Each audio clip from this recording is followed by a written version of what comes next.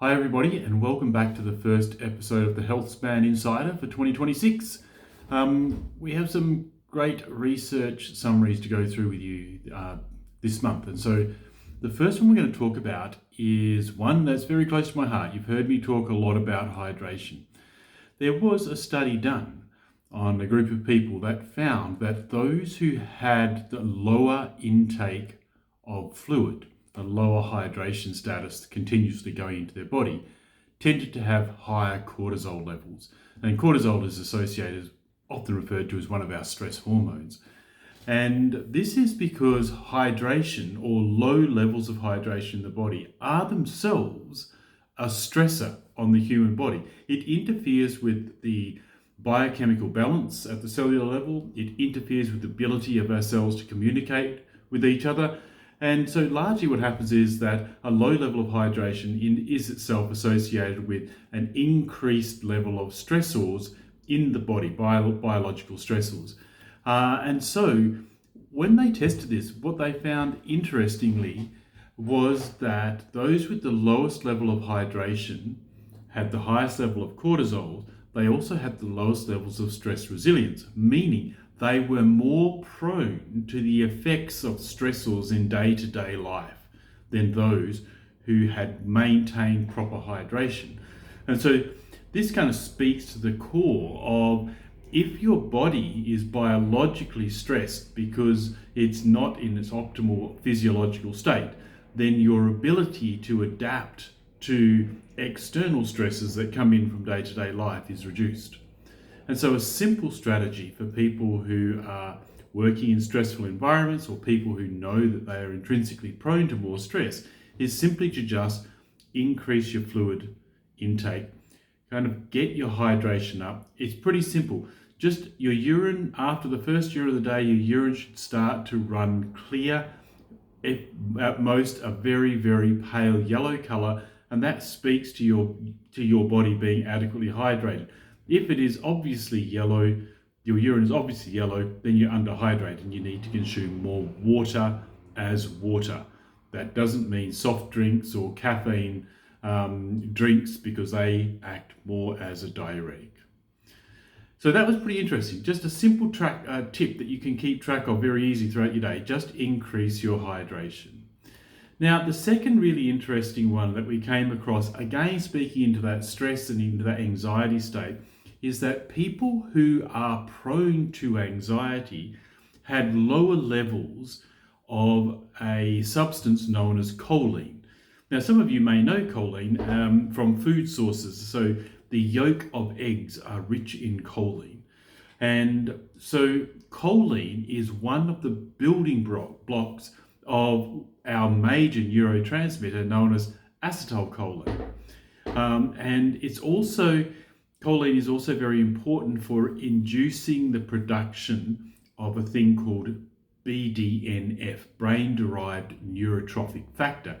It's a biochemical that is produced by our body to enable our brain to build new neural pathways, to build healthy synapses in our brain tissue. And people with anxiety had lower levels of this choline, particularly in the prefrontal cortex, although it was noted to be throughout the brain. And again, this is something that you can address very simply through diet. So increase choline-rich foods, eggs being one of them if you're able to eat those, or simply just you can take a supplement of this. And so there are different versions of choline that are out there. One that we use here is called citicholine, CDP, citicholine. And that's particularly good for getting up into the brain. So choline, lower levels of choline, commonly associated with people with anxiety, increased choline may help to appease some of the anxiety that you have if you're experiencing that. So a pretty easy tip to take away. Obviously, of course, that needs to be within a more holistic picture of managing diet, lifestyle, supplementation as well. Now, the last interesting one that I think is worth talking about, and that is exercise and inflammation. In a study that was done, what they found was that moderate levels of exercise tended to have an anti-inflammatory effect in the body. But extended or high levels of high intensity exercise over a prolonged period had a tendency to increase inflammatory markers in the body. Now, that doesn't mean we should down tools and avoid all high intensity exercise. That's not the case. All forms of exercise have health benefits and are important for our health span and our well-being, okay? But what we need to understand is the opposite point of whenever we do exercise, we also need to give adequate attention to recovery. And so whilst we might have a lighter exercise day and just do some moderate exercise, go for a brisk walk or maybe a light run over a short distance, that can have an anti-inflammatory effect on the body. And therefore we can come back, we can have a cool shower, we can dress, we can kind of rest up, not do too much more, and we can recover very well. There are also health benefits that come from that higher intensity and more endurance style exercise or higher intensity interval training. But that type of training, whilst it has some health benefits, can also induce inflammatory markers in the body, increase inflammatory markers. And so the way to deal with that is we need to have adequate recovery. And so recovery should always include proper hydration, refueling the body with protein, fats, carbs, rest, and addressing that underlying inflammation that has been triggered. And so this is where things like ice bathing or contrast showering can be very, very beneficial.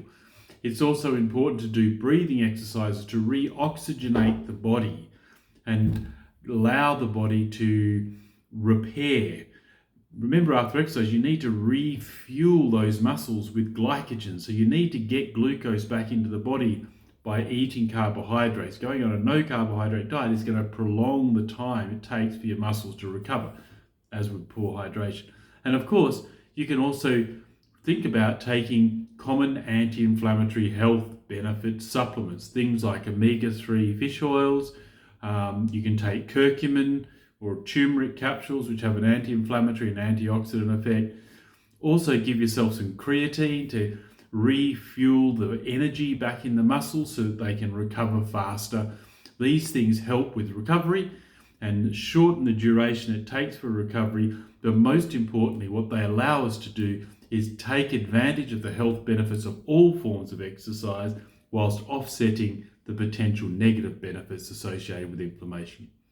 So I hope that's interesting. Plenty more on the website there. Go in there, dive into the Healthspan Insider, look at the different research that's out there, and I look forward to chatting with you again next month.